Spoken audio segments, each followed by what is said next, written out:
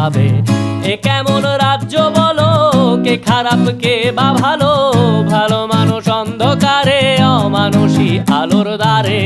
এ কেমন হচ্ছে খেলা, চারিদিকে কষ্ট মেলা, কে কোথায় যাচ্ছি ভেসে, থামবো কোথায় অবশেষে। রাজার রাজ্যে সবাই গোলাম, করতে হবে রাজার সুনাম, না হয় তোমার কল্লা যাবে, বিরাট কঠিন শাস্তি পাবে।